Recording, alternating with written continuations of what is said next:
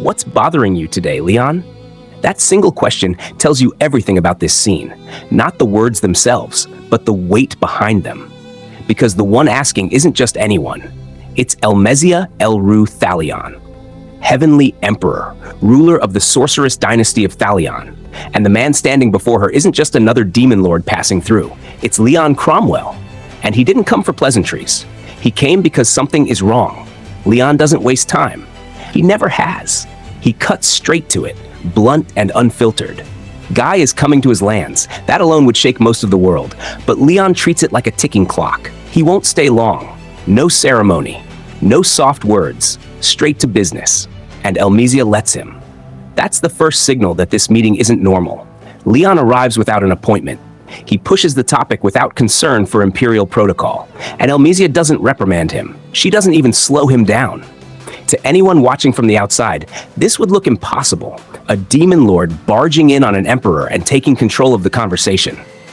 But that outsider wouldn't understand the history sitting silently between them. This relationship didn't begin with demon lords or councils. It predates Leon's title. It even predates him becoming a hero. Back when Leon was still wandering the world, chasing a single name through endless lands. Chloe. That search brought him to Thalion, and there, fate placed him in front of someone far more dangerous than any enemy. Sylvia El-Ru, Elmesia's mother, a true elf, a genius, one of the foundational minds behind sorcerous science itself. And behind that brilliance, another truth. She was the greatest pupil of Twilight Valentine, vampire and demigod. Sylvia was power wrapped in calm, strength wrapped in freedom, a woman who lived on her own terms, and she became Leon's master. She taught him everything she knew: swordsmanship, magic, control, discipline, not as a ruler training a weapon, but as a teacher shaping potential. And through that bond, Leon was brought into Elmesia's world, not as a visitor, not as an ally, as family. That's why he's here now. That's why Elmesia listens. With her blessing, Leon begins to speak, not in speculation, in confirmation. Intelligence operatives, information networks. He knows Thalion has been watching. Elmesia admits it without hesitation. Of course they have. They know about Rimuru Tempest's victory against the Eastern Empire, or at least they thought they did. They know up to the Primal's actions. They even spoke to Rimuru briefly after the victory celebration. But after that, silence. Their informant was cut off at the worst possible moment. The battlefield went dark. Leon nods. He understands. Then he does something rare. He fills in the blanks. Velgrynd appeared. Veldora was taken over. Minds were controlled. Assets were reclaimed. The situation spiraled into something far worse than a simple war. It became asymmetrical, like a chessboard where one side could replace its pieces endlessly. And yet, Rimuru won. That's where Elmesia freezes. She didn't know. When Rimuru said, "We won," she took it at face value. A victory. Clean. Finished. What Leon describes isn't that. It's survival. It's reversal. It's a miracle wrapped in chaos. Velgrynd herself was defeated. Veldora was freed. Both released from control. Michael escaped. Other leaders slipped away. But the battlefield belonged to Rimuru. For the first time in this conversation, Elmesia is silent. She had always known Rimuru was strong. She had always sensed there was more behind that casual smile and self-effacing tone. But this goes beyond expectations, beyond comparison, beyond Sylvia. That realization hits harder than any report. The slime she underestimated had grown into something monstrous, something capable of taming primals and surviving forces that should have erased him. And the worst part? He made it sound small. That's what unsettles her most. Elmesia questions Leon directly. Is he lying? Is this exaggeration? Is he being manipulated?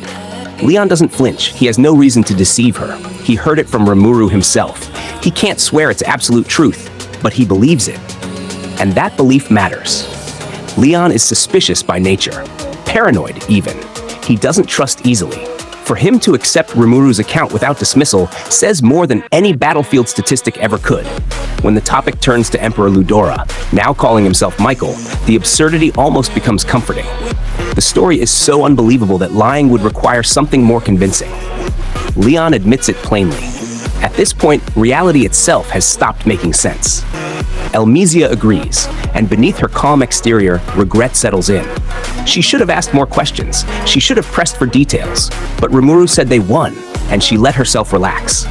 That was the mistake. Still, there is one silver lining. Veldora remains friendly. Velgrynd is now allied with Rimuru. In a world unraveling at the seams, that matters. Even Leon admits it. He wouldn't stand a chance against Velgrynd, not in open battle. Not against the power Rimuru described, and that, more than anything, convinces him that Rimuru wasn't lying. Then the conversation turns. Leon stops dancing around the truth. He makes his request. He wants to contact his master. Sylvia. Elmesia understands immediately. Leon possesses the ultimate skill Metatron, and because of that, he is vulnerable. In a confrontation with Michael, he would never escape control. Once that weakness is exposed, his fate is sealed. This isn't fear, it's calculation. And Elmesia knows she can't help him alone. Sylvia is the greatest asset Thalion possesses, not just in power, but in knowledge. And that's the problem. Sylvia is a free thinker. She doesn't stay put. She doesn't answer summons. She hides when she wants to be hidden. Magical calls won't reach her. Even Thalion's full Magus Corps would only have a coin flip chance of finding her. She visits once a year. Once. There are other methods. Secret ones. Dangerous ones. Measures reserved for absolute crisis. Elmesia hesitates. Leon is more than an ally. He's a little brother. Turning him away feels wrong. But the truth doesn't bend for sentiment. She tells him honestly, she'll try, but it could take up to half a year.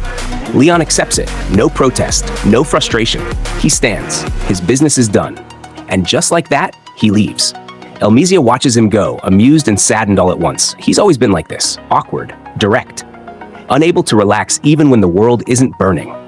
But now, the world is burning. Once Leon is gone, Elmesia acts. She orders emergency contact procedures to begin. This isn't a casual request. It's an interruption of Sylvia's freedom, something she knows her mother will resent. Elmesia and Sylvia look exactly alike. They've even swapped places before, so Elmesia could escape her imperial duties, a secret known only to them, a bond deeper than authority. Interrupting Sylvia's free time will anger her. Elmesia accepts that, because this isn't a normal problem. They're sending Guy Crimson to act as Leon's bodyguard. Guy, abandoning his domain of permafrost. Guy, stepping into someone else's crisis. That alone speaks volumes. Elmesia has lived a long time.